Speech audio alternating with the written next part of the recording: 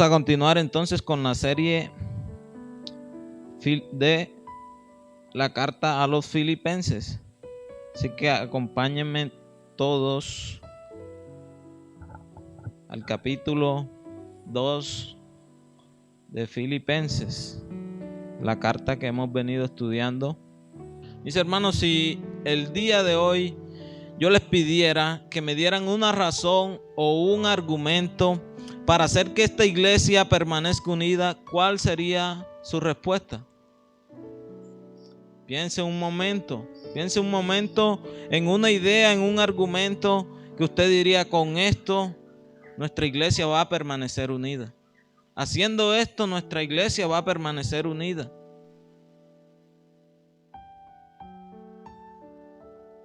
Piense un momento.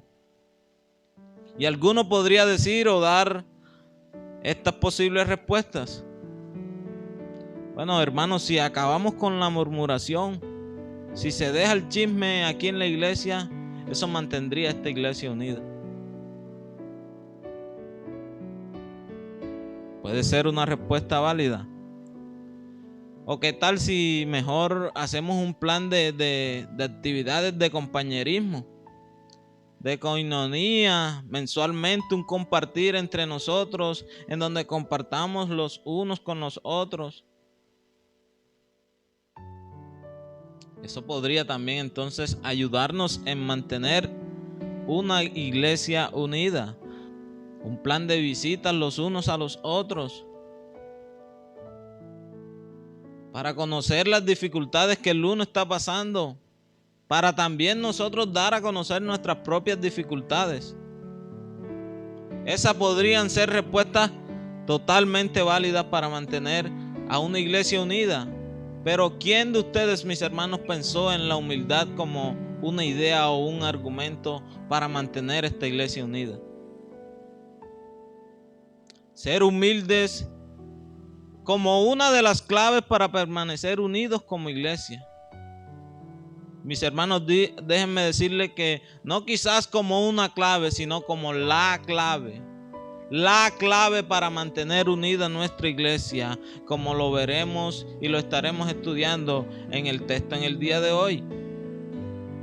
Y es que en sermones anteriores hemos visto cómo el orgullo en el hombre, mis hermanos, se convierte en el origen de todos los pecados.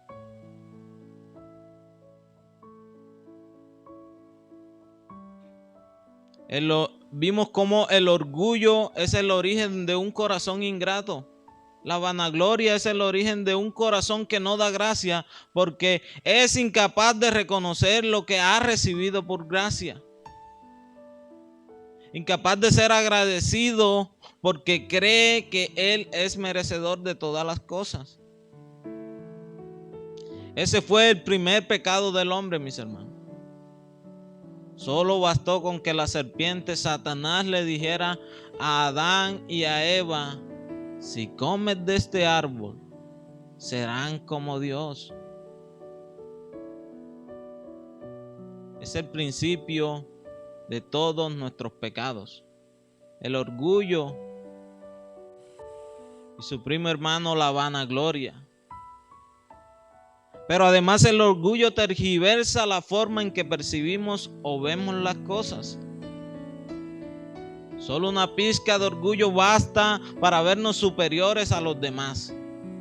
Es que yo sí estudié, yo soy un profesional, yo soy superior a esos que no han estudiado, que no tienen un título. Nosotros tendemos entonces a vernos superior a los demás y a empezar a mirar por debajo del hombro a nuestros hermanos. El orgullo no nos deja perdonar, el orgullo no nos deja tener amistades duraderas. El orgullo no nos deja convertirnos en personas de unidad, de comunión, de compañerismo. El orgullo nos convierte en personas solitarias. Esto entonces se convierte en una antítesis de lo que es un verdadero creyente. Un verdadero creyente vive en comunidad, en compañerismo, en coinonía con sus hermanos, porque esa, hermanos, es la eternidad que nos espera. Nosotros en esta tierra debemos prepararnos para esa eternidad que nos espera. Pero lo peor, mis hermanos, que puede hacer el orgullo en el hombre es hacerlo incapaz de reconocer su pecado, incapaz de admitir su bajeza y de admitir que necesita un Salvador. Así que hay una pregunta que nosotros debemos hacernos aquí. ¿En qué punto nosotros estamos hoy? ¿Qué tan maduro eres tú en esta área del orgullo y en el área de la humildad? Piensa un momento en ti. ¿Eres tú un creyente humilde, un imitador de Cristo? Capaz de admitir tu pecado, llegar en arrepentimiento, pedir perdón a tu hermano, pedir perdón a Dios, restaurar la comunión con tus hermanos.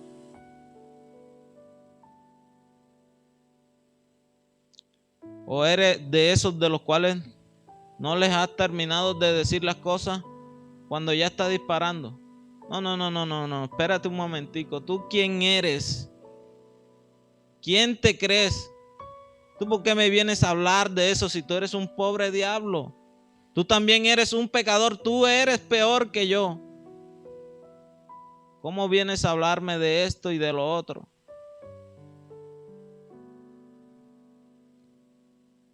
Mira, primero muerto antes de pedirle, hermano, de pedirle perdón a ese hermano.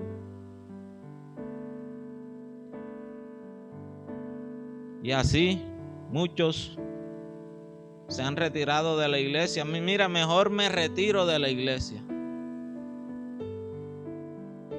Muchos se han ido por un corazón orgulloso, o lo peor, un corazón sin Cristo, que no está dispuesto a humillarse, que no está dispuesto a ser un corazón de servicio. Así que he titulado esta reflexión, este sermón, como la humildad, la clave de la unidad. La humildad, la clave de la unidad, y lo estaremos viendo en dos partes. En primer lugar, veremos unidos en humildad. Unidos en humildad. Antes de entrar al texto, entonces miremos el contexto de la carta, y debemos entender que la intención de Pablo en esta carta son básicamente dos. En primer lugar, dar agradecimiento a sus hermanos de Filipo, los cuales se habían comportado de manera ejemplar, un agradecimiento afectuoso. Una de las cartas más gozosas y llenas de gratitud y amor es la carta a los filipenses. Pablo da gracias por el apoyo que había recibido de ellos, tanto espiritualmente como materialmente. Ellos habían enviado ayuda económica a Pablo en sus misiones, en su ministerio, pero además ellos oraban incesantemente por el ministerio del apóstol Pablo. Pero en segundo lugar, a pesar del gran testimonio que tiene Pablo de esta iglesia, Pablo envía un consejo o una exhortación a mantener la unidad de la iglesia. Y ese parece ser el problema que va a tratar Pablo a los filipenses. Los filipenses eran una iglesia con gran testimonio, pero a los oídos de Pablo había llegado la noticia de una división entre dos grandes creyentes, las cuales dice Pablo que combatieron juntamente conmigo en el evangelio. Estas eran Evodia y Síntique. Lo veremos más adelante en la carta cuando estaremos estudiando el capítulo 4. Así que vemos entonces una preocupación de Pablo por la unidad de la iglesia. Y deberíamos nosotros entonces preguntarnos hoy, aquí como iglesia, como Restauración y Vida, ¿qué tan importante es la unidad para la iglesia. ¿Por qué Pablo muestra tanta preocupación por la unidad? Es que en nuestro tiempo nos hemos habituado tanto a la división, a las discusiones, al orgullo, a la vanagloria, que cuando venimos a la iglesia y vemos división y vemos orgullo y vemos vanagloria, decimos, bueno, eso es normal. Eso es normal que suceda en un grupo de personas. No hay tanto problema con eso.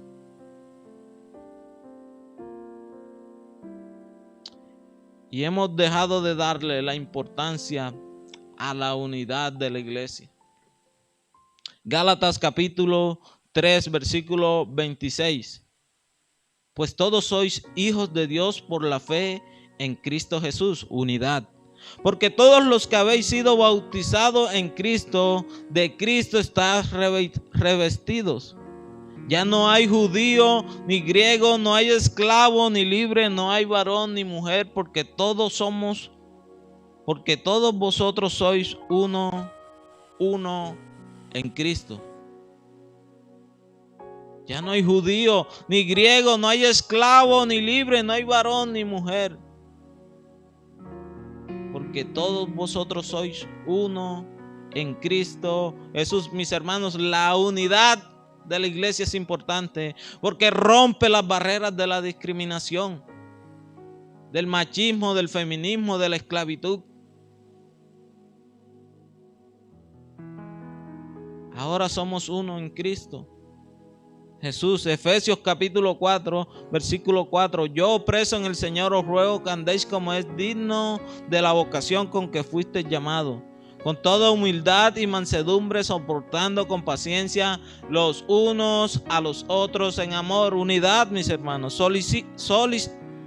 Solícitos en guardar la unidad del Espíritu en el vínculo de la paz.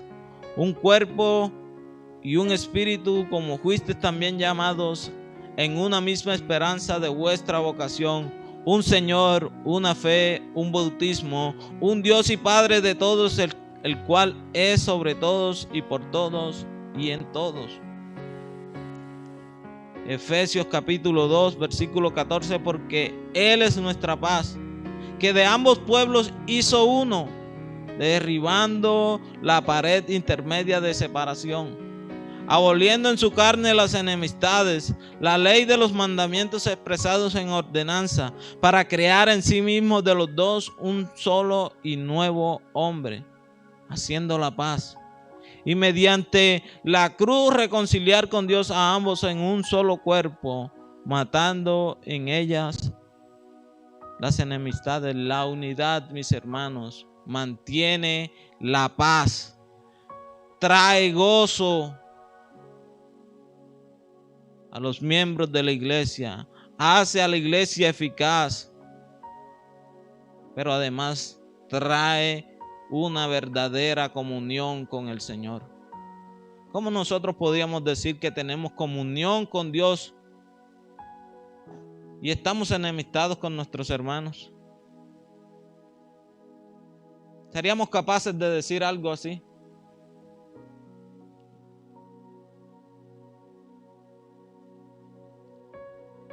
Pero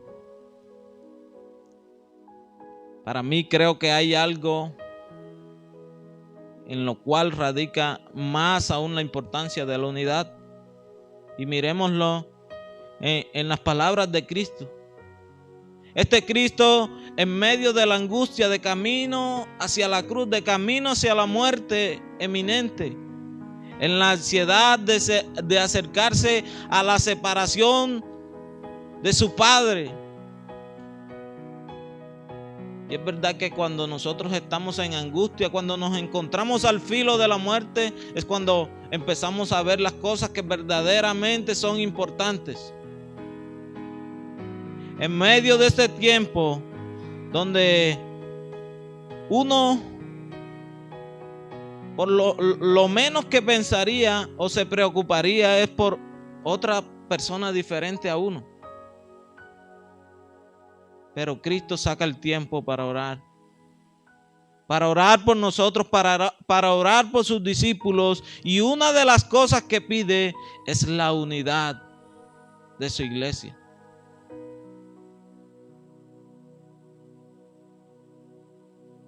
Juan capítulo 17, versículo 20. Mas no ruego solamente por estos, hablando de sus discípulos, sino también por nosotros, dice, sino también por los que han de creer en mí por la palabra de ellos. Versículo 21, para que todos sean uno. Como tú, oh Padre, en mí y yo en ti, que también ellos sean uno en nosotros, escuche bien, para que el mundo crea que tú me enviaste. Mis hermanos, nosotros tenemos una misión encomendada por Dios. Él nos ha delegado como iglesia la expansión de su reino, la predicación de su evangelio, y la única forma que podemos lograrlo es que permanezcamos unidos como iglesia.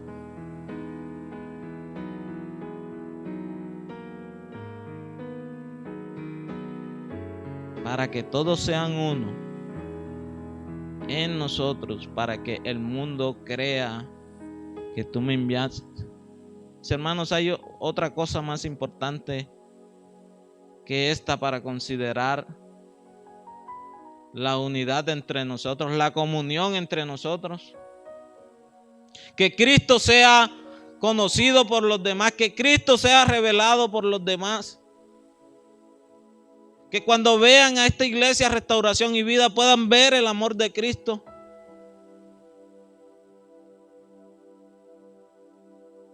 Muchos nos preguntamos cómo vamos a hacer que esta iglesia avance, cómo vamos a hacer que esta iglesia crezca. Lo primero que deberíamos pensar es en cómo estamos nosotros. Conscientemente, hermanos, que nos evaluemos. ¿Qué tanto conoces tú de la necesidad de que tienes ahora a tu lado, ahora mismo?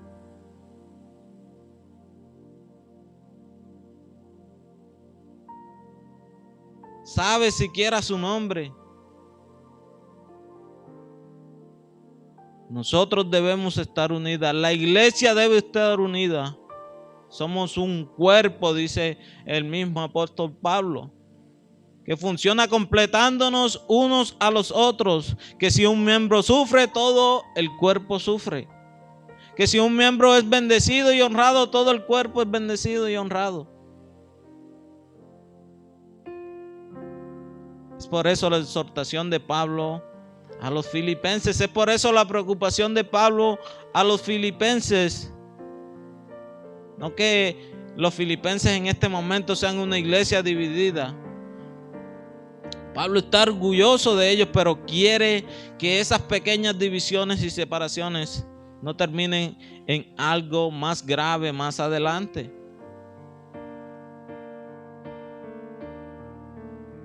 Así que dice el texto, versículo 1, por tanto, si alguna consolación en Cristo, si hay alguna consolación en Cristo, si algún consuelo de amor, si alguna comunión del Espíritu, si algún afecto entrañable, si alguna misericordia, completad mi gozo.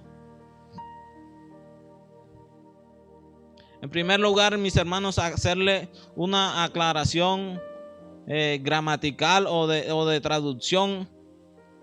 Aquí lo que se traduce como si hay algún, no es un sí condicional, sino un sí afirmativo. Así que esto podría traducirse también como ya que hay consolación en Cristo, ya que hay consuelo de amor, ya que hay comunión en el Espíritu, ya que hay un afecto entrañable, alguna misericordia, entonces completad mi gozo. Eso nos lleva a concluir entonces que solo el creyente que ha recibido todas estas cosas de Cristo entonces puede alcanzar el gozo, entonces puede actuar con humildad, entonces puede alcanzar la unidad.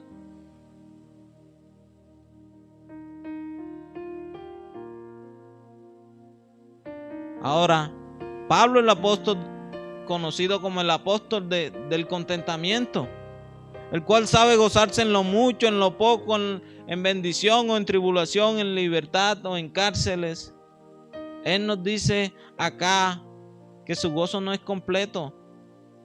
Y la causa es que sus hermanos de Filipos se encuentran divididos. Pablo no puede experimentar el gozo de manera completa precisamente por lo que habíamos dicho.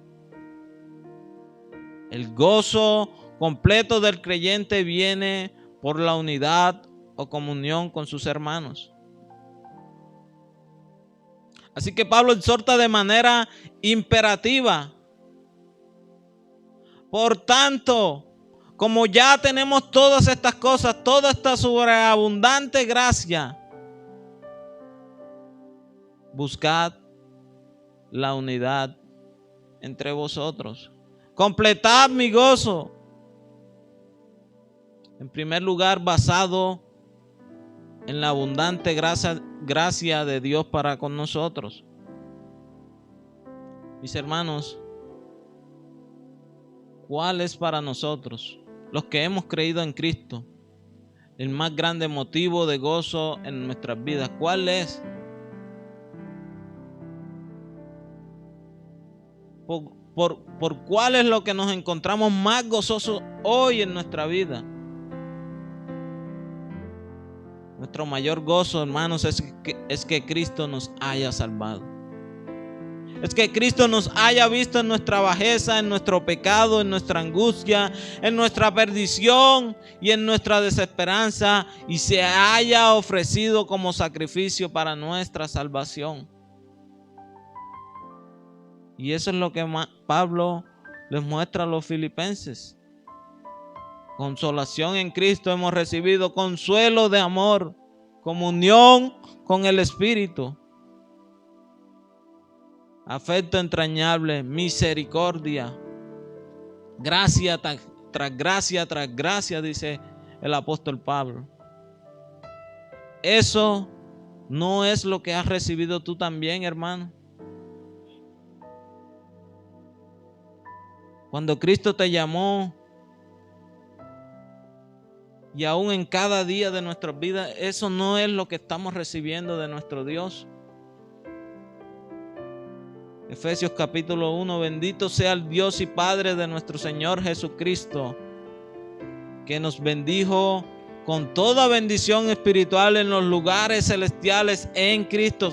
Gracia sobre gracia, según nos escogió en Él antes de la fundación del mundo, para que fuésemos santos y sin manchas, en amor, predestinándonos para ser adoptados hijos suyos por medio de Jesucristo, según el puro afecto de su voluntad, para la alabanza de la gloria de su gracia, con lo cual nos hizo aceptos en el amado, en quien tenemos redención por su sangre, el perdón de nuestros pecados según las riquezas de su gracia, que nos hizo sobreabundar para con nosotros en toda sabiduría e inteligencia, dándonos a conocer el misterio de su voluntad, según su beneplácito, el cual se había propuesto en sí mismo, de reunir todas las cosas en Cristo, en la dispensación del cumplimiento de los tiempos, así las que están en los cielos como las que están en la tierra. Escuche bien, así mismo tuvimos herencia, habiendo sido predestinados conforme al propósito del que hace todas las cosas según el designio de su voluntad. Escuche, a fin de que seamos alabanzas de su gloria, nosotros los que primeramente esperábamos en Cristo. Y sigue más gracia en Él también vosotros, habiendo oído la palabra de verdad en el evangelio de vuestra salvación, y habiendo creído en Él, fuiste sellados con el Espíritu Santo de la promesa, que es las arras de nuestra herencia hasta la redención de la posesión adquirida para alabanza de su gloria. Cuando vinimos a Cristo, cuando el Señor nos llamó, hemos recibido toda esta abundante gracia. Llamados hijos, coherederos con Cristo, recibimos el Espíritu Santo. gracia sobre gracia para nosotros. Él trajo consolación a tu alma, hermano. Él es el que con su amor consuela tu vida. Es el que te ha dado la comunión con el Espíritu. Él es el que llena de misericordias tu vida. ¿Cómo no estaremos dispuestos a honrarle? Y de eso es lo que Pablo quiere persuadir a los filipenses. Y de eso, mis hermanos, es que yo quiero persuadirlos hoy. ¿Cómo no vamos a perseguir nosotros la comunión, la unidad entre nosotros, sabiendo lo que el Señor ha hecho por nosotros? Piensa por un momento en qué sería tu vida sin Cristo. Yo quizás un borrachín, sin esposa, sin hijo, con un corazón triste y sin esperanza en el mundo.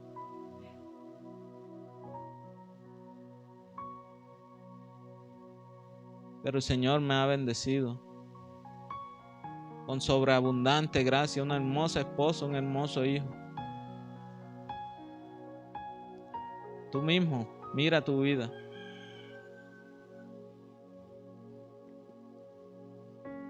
¿Tú crees que hay cabida para el orgullo, los pleitos con un hermano?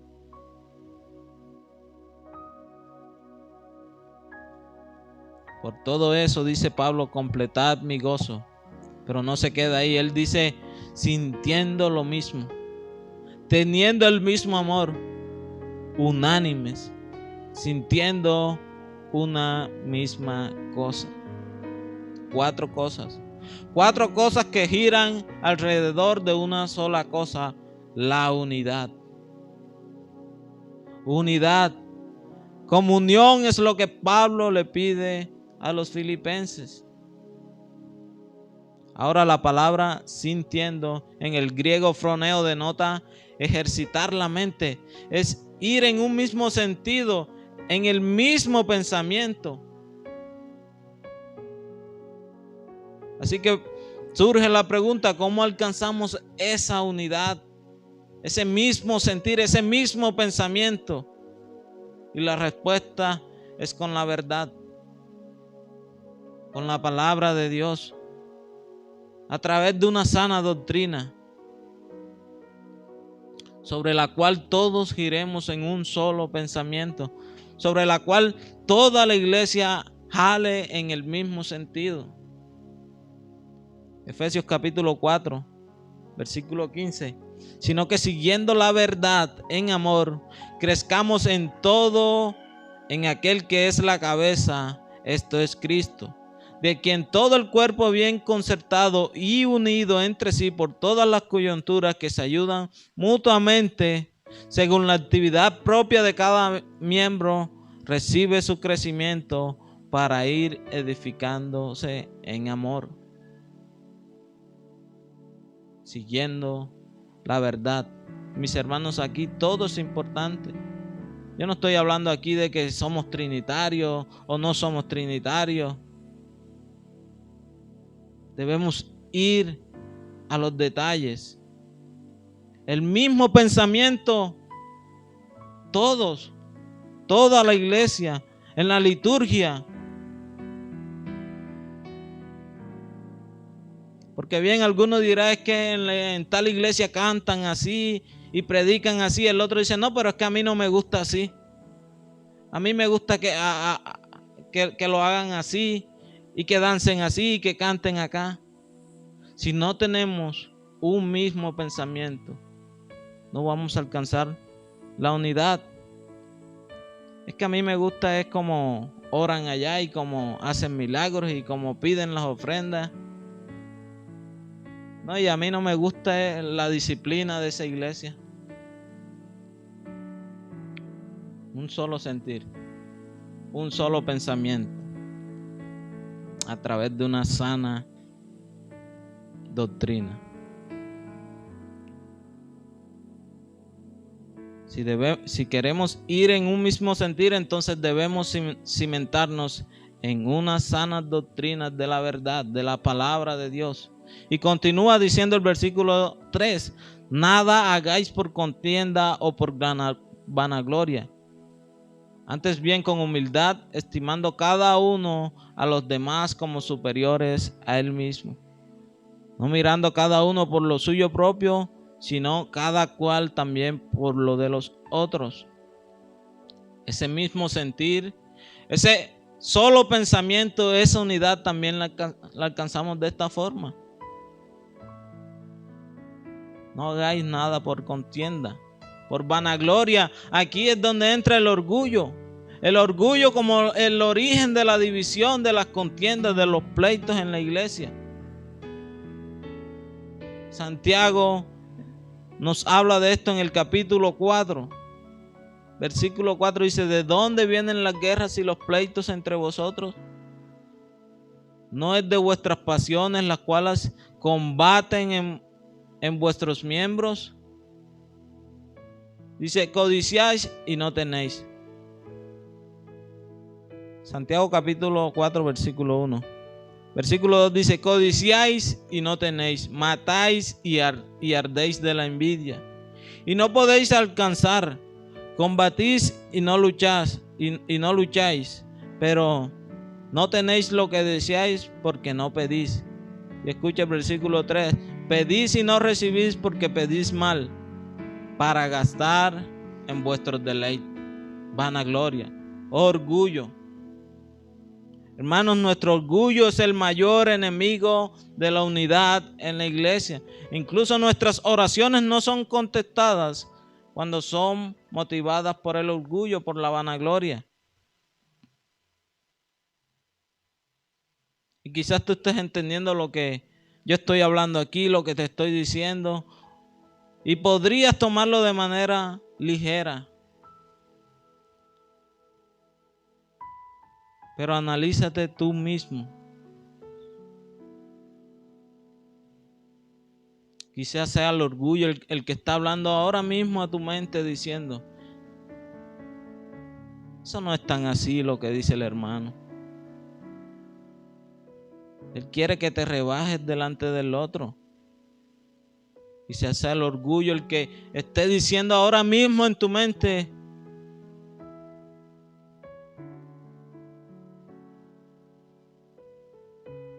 no te humilles delante de nadie. No soy yo, mis hermanos, es la palabra de Dios la que hoy te exhorta. Nada hagáis por contienda o por vanagloria, antes bien con humildad, estimando a cada uno de los demás superiores a él mismo. Mira a tu hermano como superior a tú mismo. Mira a tu hermano el obrero, al que no ha estudiado, como superior a ti mismo. Mira al anciano como superior a ti mismo.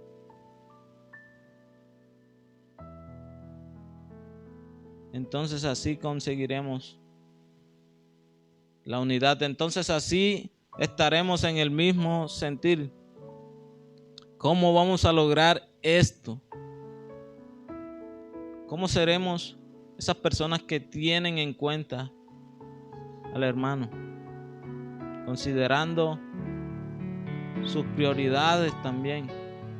¿Cómo lo vamos a hacer? Primeramente considera los gustos de esa persona antes que los tuyos. Considera el bienestar del otro antes que el tuyo. No que tires a un lado tus gustos y tu bienestar, pero sí que consideres los de tu hermano antes que a los tuyos. No es que a mí me gusta el arroz de pollo y punto. Se come arroz de pollo. No, para mí es mejor el sancocho, el mote de queso, y todo esto trae división y más división. Considera a tu hermano como mayor a ti mismo.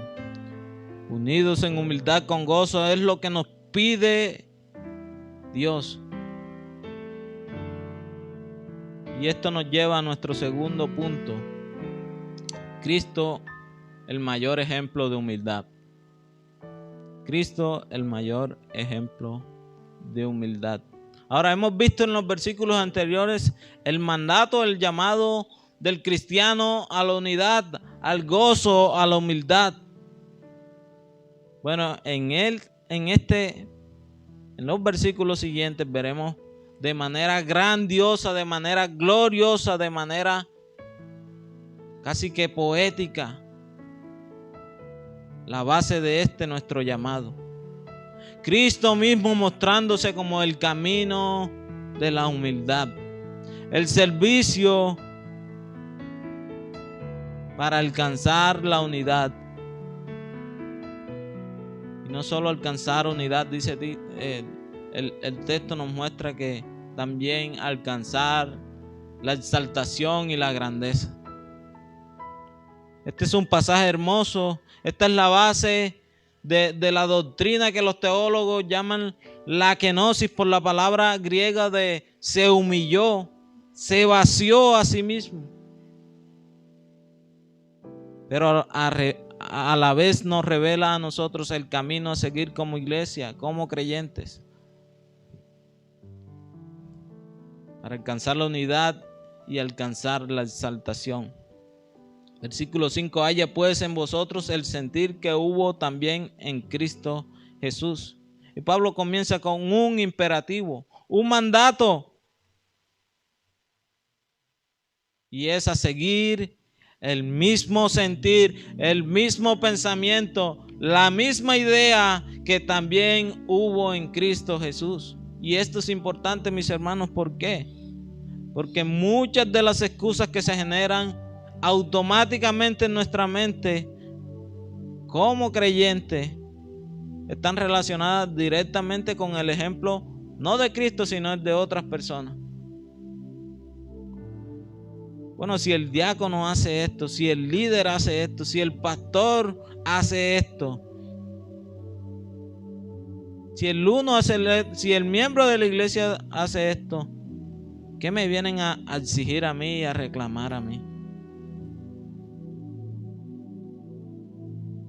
Incluso los hombres sin Cristo allá afuera, lo primero que dicen. Y ese es el ejemplo que ustedes van a dar. Yo no voy a esa iglesia porque ahí son muy hipócritas. Mira Julanito que va a esa iglesia y se la hace a la mujer. Mira que la mujer se la hace a su esposo. ¿Yo para qué voy a ir a esa iglesia? Ese es el ejemplo que me van a dar. Pero Pablo dice aquí, haya en vosotros este sentir que hubo también en Cristo. Y aunque no es el único ejemplo que Pablo da en esta carta, este es el mayor y el primer ejemplo que nosotros debemos dar y seguir. Escucha, hermano, que estás aquí, cualquiera de nosotros podríamos fallar. Amigo que estás aquí sin Cristo, ninguno de nosotros es perfecto. Pero mira a Cristo. Él es sin falta. Él es el gran ejemplo. De Él nunca te decepcionarás. Haya pues en vosotros este sentir que hubo en Cristo Jesús.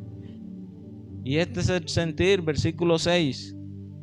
El cual siendo en forma de Dios no estimó el ser igual a Dios como cosa a que aferrarse, sino que se despojó a sí mismo. Humillación, kenosis, se vació, se despojó a sí mismo. Este es un acto voluntario de amor. Este es un acto voluntario de humildad. Este es un acto voluntario de servicio. Tomando forma de siervo, humillación. Hecho semejante a los hombres, más humillación. Y estando en condición de hombre, se humilló a sí mismo, haciéndose obediente hasta la muerte, más humillación. Y no cualquier muerte, y muerte de cruz suprema, humillación. Colosenses capítulo 1, versículo 15 nos dice acerca de Cristo: Él es la imagen del Dios invisible, el primogénito de toda la creación. Escuche bien, porque por Él fueron creadas todas las cosas, las que hay en los cielos y las que hay en la tierra, visibles e invisibles, sean tronos, sean dominios, sean principados, sean potestades. Todo fue creado por Él, de Él y para Él. Y escucha el versículo 17: y Él es antes de todas las cosas, y todas las cosas en Él subsisten. Mis hermanos, Cristo es la razón de la existencia de este universo. Todo fue creado para Él y por Él, y Él sostiene todo.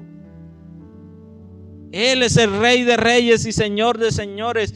Él es el principio y el final. Él es creador y nosotros criatura. Y Él voluntariamente, por amor a nosotros, por salvar a los suyos, se despojó. Él se vació y se humilló hasta lo sumo, trayendo salvación para nuestras vidas.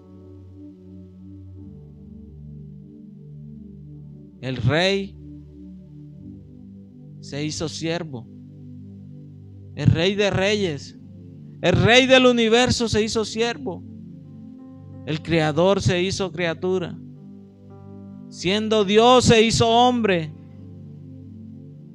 Él se hizo niño dependiendo de la leche de su madre, una de sus criaturas. Él se humilló hasta la muerte. Él pudo haberse hecho un superhombre con super fuerza, con superpoderes, inmortal. Pero Él se humilló hasta la muerte. Él se hizo semejante a la criatura. Y no cualquier muerte. La muerte más vergonzosa de su tiempo, el ser crucificado en una cruz. Solo los forasteros, los ciudadanos de Roma no tenían el derecho a no ser crucificados en una cruz. Los peores delincuentes. Y dice Dios mismo en su palabra: maldito todo aquel que muere colgado de un madero. Mis hermanos, Él se hizo maldición por amor a nosotros. Él se separó del Padre por amor a nosotros. Él estimó a las ovejas como superiores a Él por amor a nosotros. ¿No es eso glorioso, mis hermanos? Él además fue ejemplo en su vida. Marcos 10, versículo 42. Dice que Jesús, llamándolos a sus discípulos, les dijo: ¿sabéis que los que son tenidos por gobernantes de las naciones se enseñorean de ellas, y sus grandes ejercen sobre ellas potestad? Pero no será así entre vosotros, sino el que quiera hacerse grande entre vosotros será vuestro servidor. Y el que de vosotros quiera ser el primero será el siervo de todos, porque el Hijo del Hombre no vino para ser servido, sino para servir y dar su vida en rescates por los muchos. Juan capítulo 3, versículo 1. Un pasaje muy relacionado con este de Pablo. Dice que antes de la fiesta de la Pascua, antes de la muerte de nuestro Señor, sabiendo Jesús que su hora había llegado para que pasase de este mundo al Padre, como había amado a los suyos que estaban en el mundo, los amó hasta el fin. Y cuando cenaban, como el diablo ya había puesto en el corazón de Judas Iscariote, hijo de Simón, que le entregase, sabiendo que Jesús el Padre le había dado todas las cosas en las manos, y que había salido de Dios y a Dios iba, se levantó de la cena, escuche bien, y se quitó su manto. Se despojó de su manto y tomando una toalla se la ciñó. Él se hizo siervo. Los esclavos eran, versículo 5, y luego puso agua en el lebrillo y comenzó a lavar los pies de sus discípulos y a enjuagarlos con toalla con la que estaba ceñido. Mis hermanos, esta era una tarea de un siervo, de un esclavo.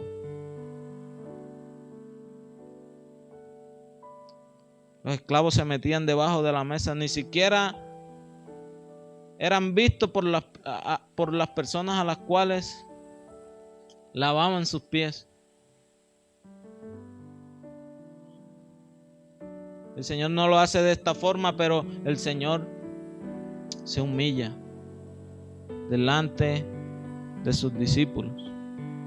Así que aquí viene la parte donde Pedro dice: jamás, Señor, me lavarás mis pies. El Señor le dice: Pedro, si no lavo tus pies no tendrás parte conmigo en el reino de... Entonces Pedro dice: bueno, entonces si es así, lávame los pies, lávame la cabeza, todo, báñame todito. Y en el versículo, más adelante en el versículo 12 dice: así que después que les hubo lavado los pies, tomó su manto, volvió a la mesa y le dijo: ¿sabéis lo que os he hecho? Vosotros me llamáis maestro y señor y decís bien, porque lo soy. Pues si yo, el Señor y el Maestro, he lavado vuestros pies, vosotros también debéis lavarlos los pies los unos a los otros. Porque ejemplo os he dado para que como yo os he hecho, vosotros también hagáis. De cierto os digo, el siervo no es mayor que su Señor, ni el enviado es mayor que el que le envió. Si sabéis estas cosas, bienaventurados seréis si las hiciereis. Mis hermanos, Cristo era el único con derecho para ser el Señor, para ser servido. Pero Él se humilló. Él no vino para ser servido, sino para servir. ¿Cuánto más nosotros, simples criaturas?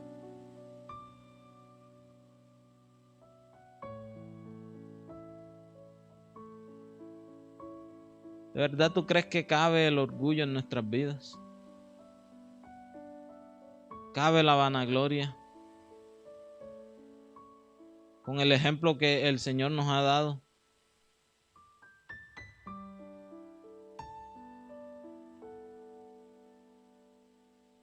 El que quiera hacerse grande entre vosotros será vuestro servidor, y el que de vosotros quiera ser el primero será siervo de todos.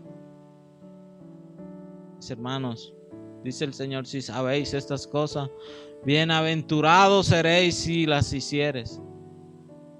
El mismo sentir que hubo en Cristo, ese es el llamado. Hay en nosotros el mismo pensamiento que hubo en Cristo. Y esto nos lleva a la última parte, en la cual no voy a ahondar mucho. Y es que después de la humillación viene la exaltación, versículo 9, por lo cual Dios también le exaltó hasta lo sumo y le dio un nombre que es sobre todo nombre, para que en el nombre de Jesús se doble toda rodilla de las que están en el cielo y en la tierra y debajo de la tierra, y toda lengua confiese que Jesucristo es el Señor, para gloria de Dios Padre. Hermano, tú quieres ser grande, tú quieres ser exaltado, tú quieres ser un creyente ejemplar, tú necesitas ser humilde. Tú necesitas ser un siervo, un servidor para el reino del Señor. Tú necesitas humillarte. Entonces el que se humilla será exaltado. Unas aplicaciones en forma de pregunta para nosotros. ¿Queremos ser una iglesia unida?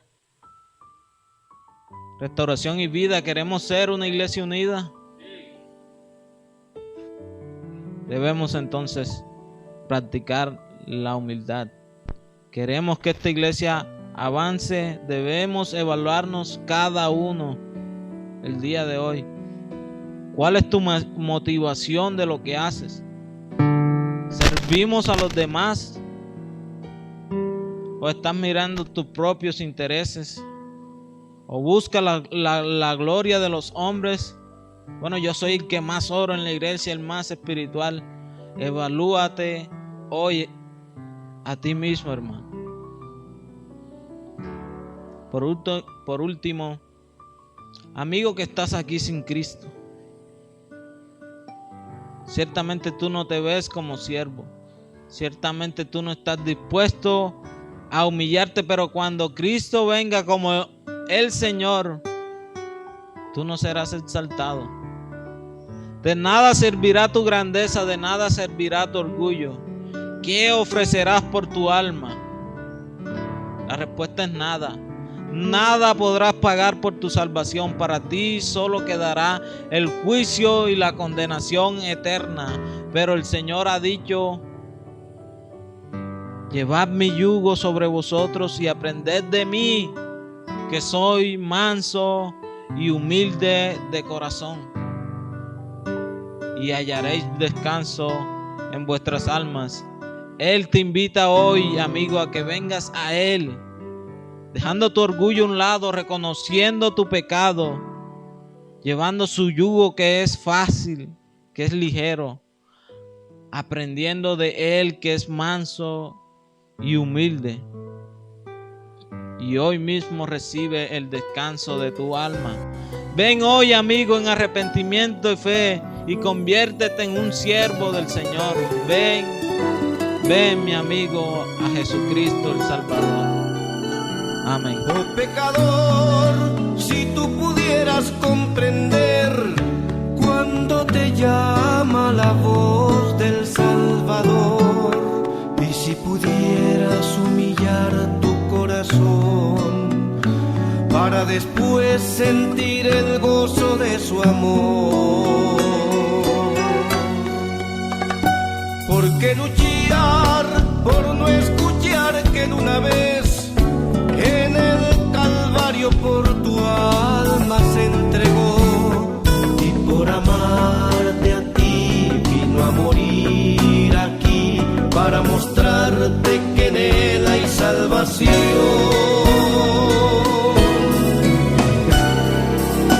Oh, si comprendieras lo inmenso de su amor,